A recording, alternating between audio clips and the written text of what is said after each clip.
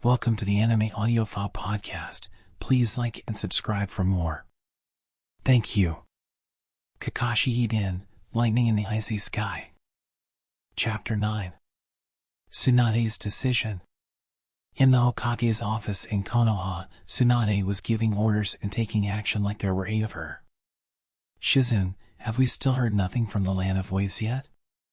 According to Ino's report, the leaders are a pair named Reio and Kahayo. Tell Waves that and get them to tell us whatever they know about them. Shikamaru, what's happening at Hozuki Castle? If they see any unrest among the prisoners, shut it down immediately. I don't care how. Sakura, put together a medical team and give over to Hozuki Castle right now. Shizune, put the Umbu on standby. She then closed her eyes and prayed silently. Ino, what's happening with Kakashi right now? According to Sai's report, he's slipped into the Tobishakimaru once more. The office door opened with a bang, and Guy came flying in, leaning on Sai's shoulder. Lady Tsunade. My Guy, have returned this very conk. Tsunade's iron fist came down squarely on Guy's head. Who? Guy, you. Tsunade grabbed Guy's collar and shook him roughly as he held his head and moaned. You abandoned your position and boarded the Tobishakimaru. No, don't be absurd. The truth is, you see. Oh. Right, my leg was not so great, you see. And my personal doctor is in the Land of Waves, so. Right. And I happened to be on my way to the clinic when the Tobishakimaru, Enough with the lies. Lady Tsunade, this isn't the time for that. Shizune grabbed Tsunade's arms from behind as she tightened her fist, about to deliver a second blow to Guy's head. Lord Anoki from Uegakure is on the wireless. That's right, Lady Tsunade. Guy breathed a sigh of relief. Right now, our first priority should be the Tobishakimaru. HNNGH, Guy, sketch the faces of our enemies for us. She then turned toward the wireless set up on her desk. What is it, Tsuchikage? So no hello then, Princess Tsunade? The wireless spat out Anoki's voice. Well, fine. What's important here is that thing floating in the sky above your land. Isn't that the ship the Land of Waves developed in utmost secrecy? Tsunade was at a loss for words. Come, we two are shinobi. Someone like yourself, Princess Tsunade, couldn't actually believe you could hide something that enormous? So from Ishigakure, you can see it? Not just Ishigakure. I expect the other nations have noticed too. They're just pretending they don't see it, out of respect for a comrade they fought alongside in the 4th Great Ninja War. Since it seems that guarding that ship is Konoha's top secret mission. Trying to play both sides, old man? I never dreamed myself it would be so large as that. I'm busy right now. Tsunade roared. Just have out with what you want already. My, young people are so impatient. A sigh slipped out from the wireless. Well then, I'll speak. A few days ago, some unfamiliar fellows showed up in the village of Rikoku and stocked up on a large quantity of blue fire powder. What?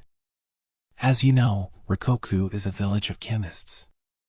The explosive power of the blue fire powder they create is several times greater than any explosive tag. What are you trying to say? We chased it down. After all, if something like were to be brought into Ishigakure, it would be quite serious. Well, that aside, it does appear all that blue fire powder is stockpiled in the ship bobbing along up there. What? The Land of Waves is trying to use that ship to disrupt the world of commercial transport and usher in a new era of trade. The Tsuchikage's voice started up again. But, well, Princess Tsunade, there's always a dark side to any technological innovation. Someone comes up with an anesthetic, someone else turns it into a drug. Someone comes up with a cooking knife, someone else uses it to cut another person down, someone comes up with a flying ship, someone else uses it for aerial war, is that it? The other ninja villages are quiet right now because they're carefully watching the path of that ship. If it hadn't turned its snout in the direction of Ishigakure, we'd have kept quiet ourselves. Tsunade remained silent. Listen carefully, Princess Tsunade, Anoki said. I don't intend to pry into what's happening on that ship right now. But, well, if that ship doesn't change course, if it flies into Ishigakure, I'll shoot it down. If Kakashi's guess is right, Tobishakimaru is heading toward Hozuki Castle in Kusagakure, Tsunade thought. And Hozuki Castle is on the border between Kusagakure and Ishigakure. The ship is heading for Kusagakure. Tsunade glared at the wireless. In the event that it passes Kusagakure, I will shoot it out of the sky myself. Nervous tension filled the office. Hearing that sets my mind at ease, that Tsuchikage said, before cutting off the call. Having a ship jam-packed with blue fire powder hovering overhead is not my most favorite of feelings. Double-dealing old man. There's no way he's satisfied with just this, Tsunade thought as she stood in front of the now silent wireless. He's probably setting something up on the border with Kusagakure right now. Dai, Sai, Sakura, Shizen, Kiba, Shino, the members of the Umbu, not one of them said a word. KSH, KSH, KSH. KSH. After letting the static echo for a long while, the wireless came back to life. Hokage. An irritated man's voice reverberated in the room. Has Lord Garyo been released yet? Ryo? After a beat, Ryo snorted in laughter. We're already found out, are we? Change direction, Ryo, Tsunade insisted. If you continue this way, the Tobishakimaru will be shot down. Even if Konoha doesn't do it, the other villages will not stay silent. You still have time. Bring the ship back to the land of waves. I'll decide where the Tobishakimaru goes. Listen to me, shut up. Release Lord Garyo right now. In 3 minutes, if you don't give in to our demand after 3 minutes have passed, we will resume the executions. The wireless was disconnected violently with a loud chuck. 3 minutes. Tsunade gritted her teeth tightly. What on earth can Kakashi do alone in that amount of time? At any rate, we can't release Garyo. If we give in to ruffians like Reihyo, Konoha will lose its standing among the 5 great nations. Our economy will collapse, and the people of the village will starve. Damn it, what am I supposed to do here? The office was enshrouded in a painful silence when a commotion came in from the outside. Hey! Look there! Kiba called out as he raced over to the window and pointed at the sky. I can see the Tobishakimaru. Dark clouds had filled the sky without her noticing it. Below them, the enormous carp was slowly moving westward. What is that? The stunned villagers shouted in surprise as they looked up from their daily business out on the streets. An enormous flying fish. Sigh. Tsunade set her chin down over her laced fingers and closed her eyes. How long before the Tobishakimaru reaches Hozuki Castle? There's a good tailwind up there, Sai said. At this rate, in about 20 minutes. Lady Tsunade, are you serious? Sakura put forward timidly. About shooting down the Tobishakimaru? Even though Master Kakashi is still inside? A silence that seemed eternal settled over the room, only to be broken by the voice of Tsunade. Sai, stand by in the air. Tsunade ordered, firmly, eyes popping open. Have Ino communicate that Tsuchikage's words to Kakashi. And everyone head immediately for Hozuki Castle without Naruto noticing. And then she said, in the event that the Tobishakimaru does pass near Hozuki Castle, even if it is simply blown off course by the wind, shoot it down immediately. Chapter 10. Heart. When Ino told him about the Tsuchikage's intentions, Kakashi was crawling through the ventilation ducts. He was just a little ways away from the opening into the pilot house. They're starting the executions again. In about 2 minutes. But just as heavy a presence in Kakashi's heart as the recommencement of the executions was the existence of the stocks of blue fire powder in the ship. Damn it, where exactly are they hiding blue fire powder? Master Kakashi, please get out of that ship right away. Lady Tsunade is serious. If something happens, she truly intends to shoot down the Tobishakimaru. Thanks, Ino, Kakashi replied as he crawled along through the duct. But I can't do that. But the people still on this ship have someone somewhere worrying about them the way you're worrying about me. Ino was silent. If I can simply cast aside those people so easily, then I won't be able to protect the people of the village when I'm Hokage. Dropping out through the vent, Kakashi silently struck down the enemy on guard in the pilot house with some fluid, quick work. The pilots both looked back, stunned. SHH. Kakashi held his index finger up to his mouth. I'm a shinobi from Konoha. The pilots nodded. A sea of gray clouds spread out in the large window in front of them. Just stay calm and maintain this altitude as best you can. Even if the enemy tells you to descend, trick them somehow, but please make sure you keep this altitude. Kakashi had a reason for this request. If there really was blue fire powder on this ship, the enemy had probably procured it for the purpose of blowing up Hozuki Castle. The Ryua armed alliance standing by on the ground would take advantage of the confusion the blast generated to rescue Garyo. And the powder would likely be dropped onto the castle from the sky above. So to improve their accuracy, they would have no choice but to lower the ship's altitude. He heard a commotion from the direction of the dining lounge. Please help me, a woman screamed. My child, he's been asthmatic since birth. Killing the sound of his steps, Kakashi approached the lounge and hid in the shadow of a pillar. He was just so looking forward to riding on the Tobishakimaru. Please. If you're going to execute someone, please execute me. In exchange, just please let my boy live. A woman, no doubt the boy's mother, held a gasping child in her arms. Looking closely, he saw that it was the boy Guy had rescued from being crushed by the piano. When Kaio made her hole in the ship, the air pressure in the cabin had dropped instantly, and the air had gotten thinner. Kakashi realized this was why the boy was experiencing an asthma attack. He ran his eyes in every direction. It seemed that in the early confusion, a third of the passengers had been swept out of the ship. The 12 members of the enemy group were now down to 7. 8, if the one he had knocked out in the pilot house woke up. I lost his medicine in the commotion, the mother pleaded, desperately. Without it, he can't breathe. He'll die. But Reio merely looked down on mother and child with cold eyes devoid of any emotion. Please. Please. Somehow, please, I can't land this ship for the sake of a single child.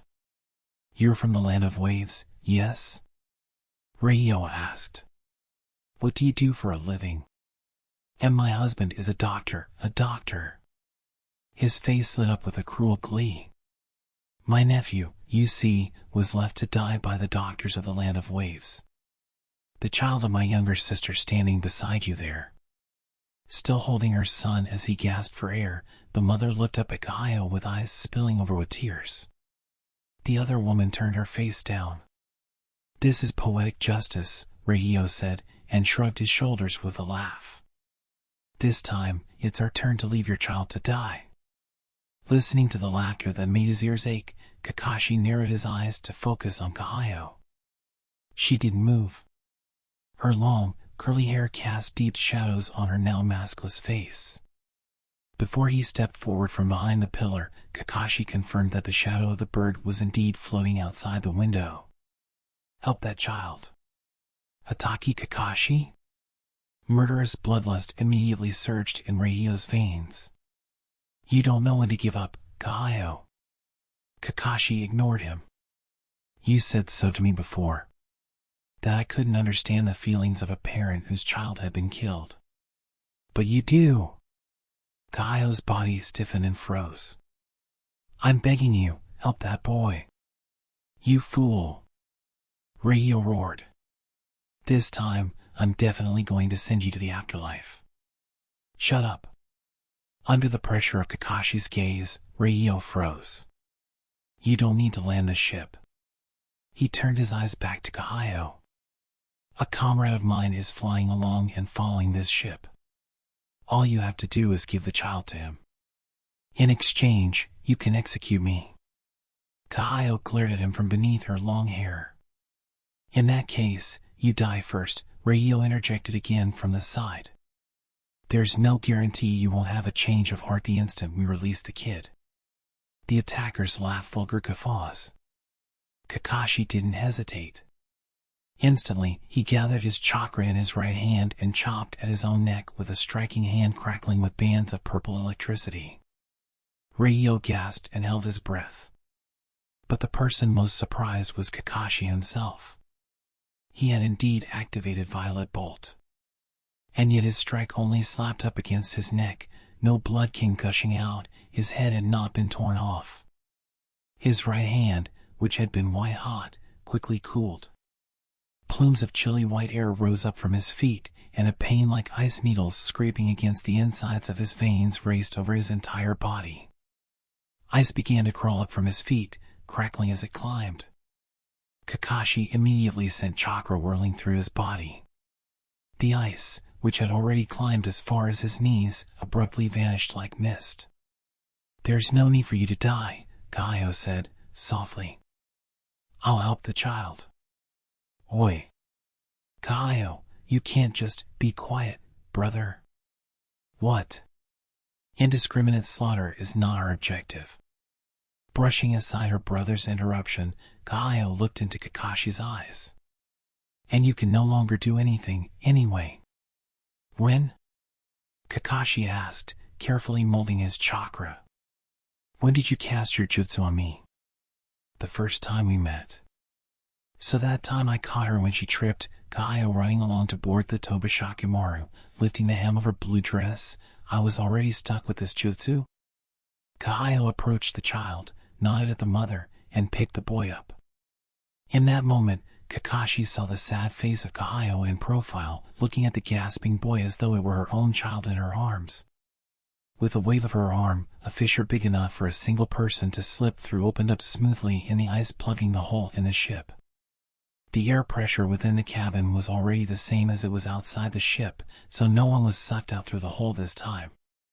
Sai appeared with a cold wind on the back of his cartoon mimicry bird. Bracing himself so that he was ready to attack at any moment, he brought the bird up alongside the fissure in the ice.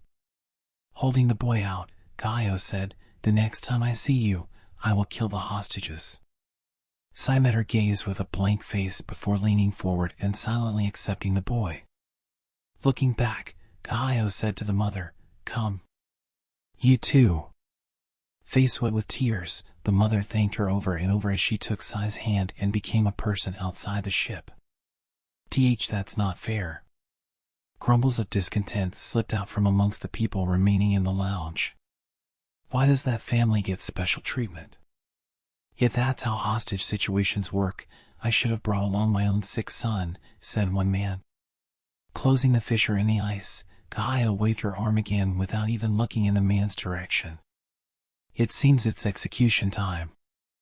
Ice crackled as it swallowed up the complaining man, starting at his feet. After that, no one made a move to open their mouths. I activated the earth chain ice I cast on you, Kahayo said, turning toward Kakashi. If you don't want to be frozen, the only thing you can do is keep molding your chakra and sending the heat around your body. I see. So people who can't manipulate their chakra end up frozen right away, huh? As long as you are using your chakra to suppress the earth chain ice, you won't be able to use it for any other jutsu. In other words, Itachi Kakashi, she paused, you are just a regular person now. So it was you. The one who froze everyone other than Ryo, it was you. I'm the only one who can use earth chain ice. Why didn't you activate it on me until now? After a moment's hesitation, words tumbled one after another from Kahayo's lips. Her voice was stained with agony and pain and sadness. You said it before, Itachi Kakashi. You said, the very fact of living itself means you're always fighting for your life. But there are some who are not allowed to participate in that battle. The village of Kirigakure, which we fled, was like that. It's not well known, but there's been a kind of class system in Kirigakure since olden times. At the top, those people from families whose ancestors and their ancestors were born and raised in Kirigakure. Next, those people from families who allied with Kirigakure in the long history of war. And then at the very bottom are families who fell to Kirigakure and had no choice but to be swallowed up by them. In Konoha, any mission accepted is given out according to the actual abilities of the shinobi. Not so in Kirigakure, however. The most dangerous and dirty work is always passed along to those of us in the very lowest social class. It has nothing to do with ability. From the village's perspective, we are so-called dangerous elements, liable to betray Kirigakure at any time. So we are assigned dangerous missions. We can do nothing but successfully complete our mission. But it's also fine if our mission ends unsuccessfully and we lose our lives, never to return home. With the current Mizukage, the situation seems to have gotten much better, but at the very least, this is how it was in our time. There were rumors among us that the former Mizukage was being controlled by Madara. At any rate, many people find their love for Kirigakure exhausted and abandon the village. I'm sure you've heard the name Zabuza Momochi. The man they called the demon of Kirigakure. He is one of the people who got out of the village as soon as he could. I heard he was such a gentle boy when he was a child. Did you know? In the past, Kirigakure was called the Village of Bloody Mist. In order to become ninja, we had to pass a certain test. Students at the academy were forced to kill one another. You probably already know all this. But what you don't know is that the only ones forced to take this test were us, the shinobi in the lowest class. In this graduation exam, Zabuza Momochi, who was still a child, slaughtered over 100 would-be ninjas. And that's where it comes from, you see? Calling him a demon. After that, he became a rogue ninja. In order to survive, he would cut people down for money. In the end, I heard he was caught off guard by some oaf somewhere and died. My husband tried to learn from Zabuza Momochi's failure. Better to leave the village. We could stay there, but people like us had no future.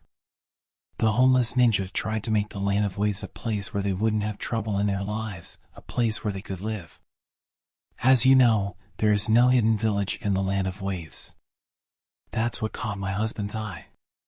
The fact that there was no hidden village didn't mean that they had no need of ninja. He thought that if we could get the work the Land of Waves was asking the 5 great shinobi nations to do, then rogue ninja could live like ordinary people there. Only half of my husband's guess was right. That lot in the Land of Waves did end up requesting work from us. Thanks to that, we were able to make a living. But no one respected a group of rogue ninja carrying out dirty work. It gradually ate away at my husband. Yes, just like it did Momochi Zabuza. How he differed from Momochi Zabuza was in the fact that he didn't direct his anger outward, but rather inward toward himself. My husband started to drown himself in alcohol. From here, it's the usual story. He drank and drank and drank. Until finally, one night, he fell into the sea and drowned. With my husband's death, I left the village of Rogue Ninja. Carrying my young son, I tried to live somehow as a person of the Land of Waves. I did a number of jobs. All the work was boring, but it was the kind of work where no one got hurt. I was satisfied. We were poor, but I thought I had managed to rebuild my life with my son. That's what I thought. My son Akuyo inherited my Kakaginkai. One day, when he was playing with a friend, that friend, likely just fooling around, threw a rock at a giant hornet's nest. The furious hornets attacked them. Akuyo's only thought was to save his friend, and he unleashed jutsu after jutsu, things he couldn't have been taught by anyone. He tried desperately to protect his friend. Akuyo produced the ice swords through the method written into his blood and protected his friend from the hornets. No matter how much he himself was stung, he tried to dispatch the hornets that came after his friend. Thanks to him, the friend managed to get through it with only a few stings. But Hakuyo was stung all over. And what do you think happened after that? That friend abandoned Hakuyo and ran off home by himself. When it grew dark and Hakuyo still hadn't returned home, I went to this child's house in search of him. And they looked at me with eyes wide like they were seeing a monster. Now that they knew Hakuyo was the child of a rogue ninja, they wouldn't let him play with their child. The mother told me as much to my face. Even still, I managed to ask what the children had been playing. The sun had set and the moon was high by the time I found Hakuyo. My son had collapsed, alone in the woods. His entire body was swollen. His face so much so that he was almost unrecognizable. And yet he muttered with swollen lips in his delirium. You can't go throwing stones at giant hornets' nests. Hurry, run. Hurry, run. I'll hold off the hornets for you. When Kaio cut herself off, the dining lounge fell into a sudden silence. Kakashi didn't know what he should say. Not only have I not had a child, but I'm even thinking twice about becoming the Hokage, the father of Konoha. Coming from a guy like me, any words are nothing but hypocrisy. Kaio's eyes were dry. To Kakashi, those dry eyes were much sadder than any amount of tears that might have come from them. Kaio's eyes, so empty it wrenched at the heart, were the eyes of someone who had seen unwanted ends play out on more than one occasion. Then he remembered the last days of Momochi Zabuza. That had been their first job as Team 7. Naruto, Sakura, and Sasuke had all been there. It was supposed to have been an easy job, cast a protective jutsu to return the carpenter Tazuna safely to the land of waves. There, a man called Gato, the wealthy owner of a transport company, hired Zabuza and Haku as assassins. Zabuza and Haku had been fearsome enemies, so strong that Sasuke had nearly died. And yet, that would end up being the last act. Stabbed repeatedly in the pileup with Gato's little henchmen, Momochi Zabuza's last request was simply that they lay him to rest next to Haku. That scene, Momochi Zabuza and Haku lying next to each other on the ground, was overlaid on the image of Kaio at a complete loss, her dead son in her arms. Why didn't I activate the jutsu on you right away? Kaio's lips moved slightly. Maybe I wanted you to stop us. He said nothing. I suppose it's too late. What can I do? Kakashi clenched his hands into fists so tight, his knuckles turned white. What can I do to save this woman's heart? That's enough talk of the old days, Reihio ordered. Lock this guy up somewhere. The shinobi grabbed hold of Kakashi. Kaio was no longer even looking in his direction. End of chapters 9 and 10. Thank you for listening. Remember to like and subscribe for lots more.